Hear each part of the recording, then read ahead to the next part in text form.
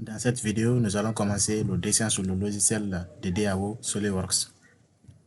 Vous aurez compris, dans la dernière vidéo, nous avons vu comment paramétrer l'interface et comment personnaliser le logiciel pour gagner en temps et en ergonomie.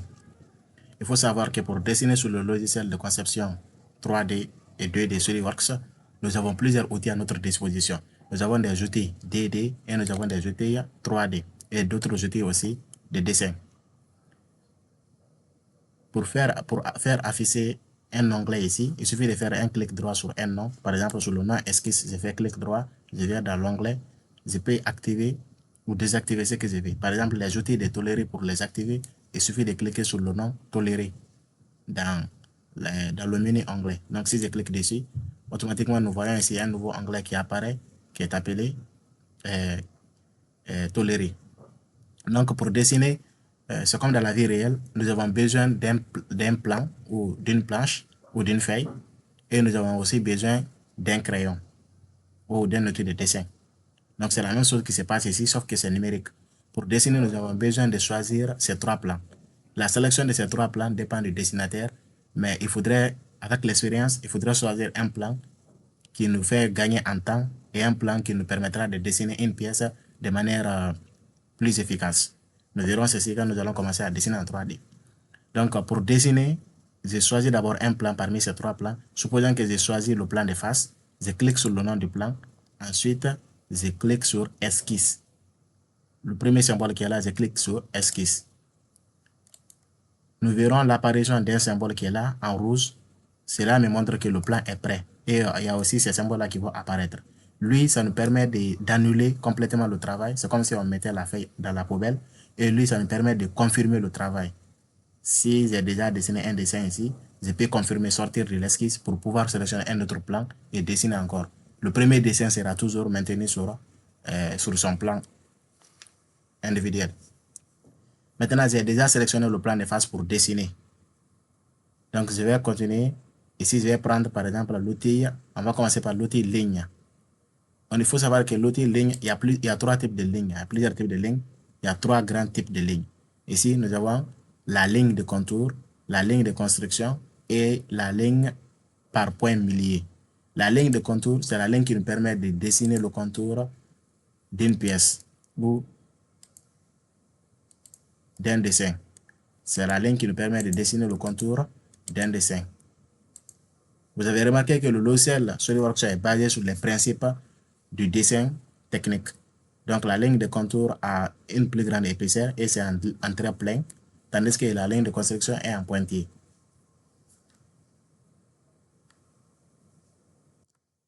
Normalement sur votre écran, vous devrez voir apparaître des petits trucs verts. C'est moi, je les ai désactivés. Vous allez voir apparaître ces trucs verts. Il n'y a pas de panique, nous verrons ceci. Ces petits trucs verts-là sont appelés des relations. Ces relations nous permettent ici de créer une sorte de contrainte ou une sorte de lien entre les lignes.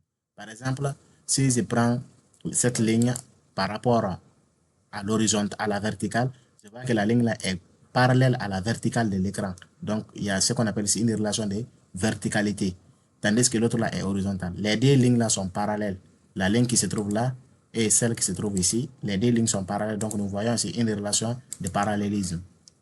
Voilà. Donc, je ne peux pas mettre ces deux lignes-là perpendiculaires. Quelle que soit la disposition que je prends, les deux lignes-là seront toujours parallèles. Pour changer cela, il suffit de faire un clic droit sur le nom, sur le symbole de la relation et supprimer. Une fois que c'est supprimé, ça serait maintenant possible pour moi de changer la disposition de la ligne. Donc, vous voyez aussi que l'intérieur de la ligne est rempli. Ça, c'est la partie là qui fait ça, contour d'esquisse ombré. Si je clique dessus, ça serait normal. Et si je reclique, ça devient l'avantage du contour d'esquisse ombré. Ça nous permet de faire une sélection générale des lignes. Par exemple, si ce n'est pas rempli, je ne peux pas sélectionner toutes ces lignes-là à la fois, sauf si je passe par la méthode de sélection qui se trouve là. Mais tandis que si c'est activé, il suffit de faire un clic droit à l'intérieur, toutes les lignes seront sélectionnées à la fois. Il faut savoir que sur le logiciel de conception SolidWorks, nous avons deux types de sélection. Il y a une sélection de gauche à droite, il y a une sélection de droite à gauche. La sélection de gauche à droite nous permet de sélectionner les entités ou les lignes qui se trouvent complètement dans la sélection. Par exemple, ici, vous verrez que ce sont des lignes, ce sont des lignes qui seront complètement dans la zone bleue, dans le rectangle bleu qui seront sélectionnés. Par exemple, lui, lui et lui seront sélectionnés, car et il se trouvait complètement dans la sélection. Se trouvait complètement dans la sélection. Tandis que la sélection de droite à gauche nous permet de sélectionner tout ce qui le rectangle touche. Par exemple, si je touche ces lignes, même si la ligne n'est pas complètement dans le rectangle, dans la sélection, la ligne sera sélectionnée. Donc, c'est un tout petit peu comme un petit virus. Dès que ça touche seulement, ça le contamine. Maintenant, ça c'était entre parenthèses.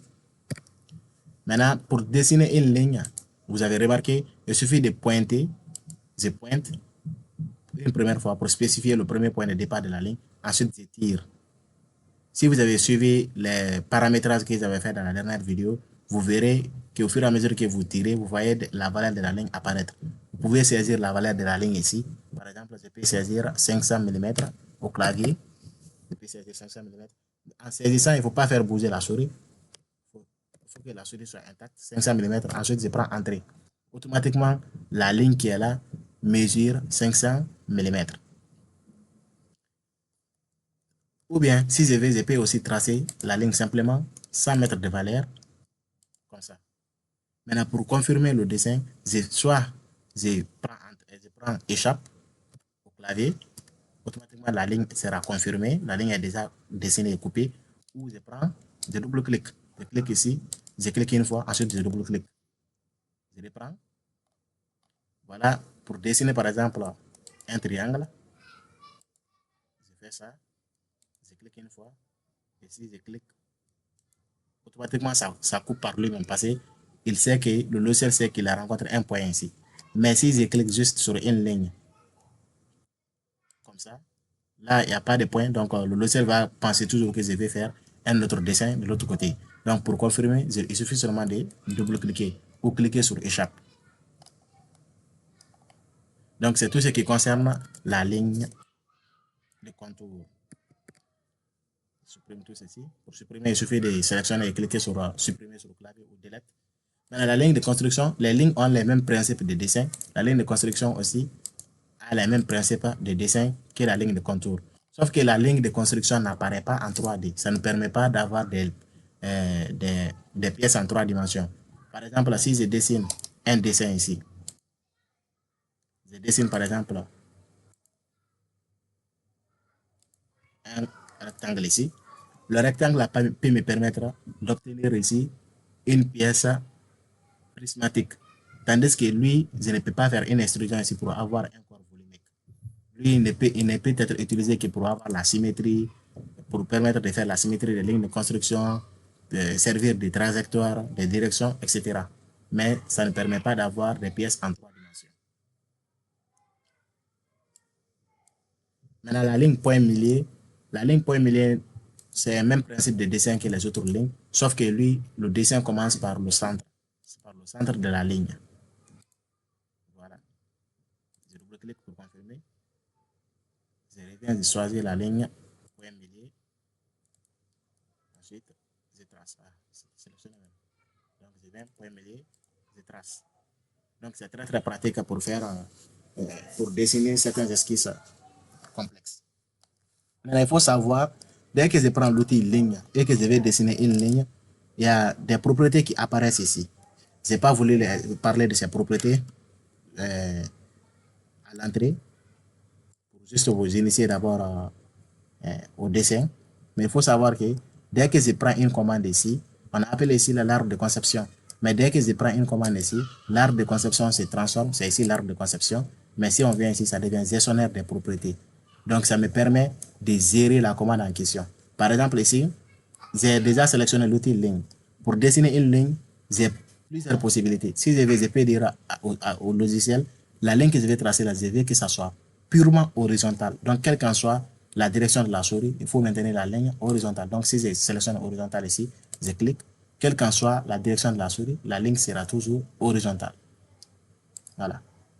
Tandis que si je prends le contraire, je viens, je dis vertical. Quel qu'en soit le travail que je vais faire ou la direction que la souris va prendre, ça sera toujours vertical. ainsi de suite, ainsi de suite. Donc, à vous de voir les paramètres et vous adapter. Parmi ces paramètres aussi, même si j'ai déjà fini de dessiner un dessin, une ligne, je peux sélectionner, ensuite venir dans les paramètres, je peux dire pour la construction. Pour la construction me permet de transformer la ligne de contour en ligne de construction. Si je coche la case, vous voyez automatiquement que la ligne de contour ici s'est transformée en ligne de construction. On peut faire aussi vice versa, je sélectionne, je viens ici, je désactive la partie.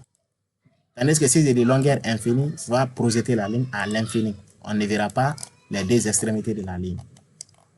On utilise jamais, je ne sais pas l'utilité de ça, mais bon, il faut savoir. Donc, à l'infini, voilà, moi c'est retourné. CTRL Z, ça peut marcher pour se retourner, comme on peut prendre aussi le symbole qui est là.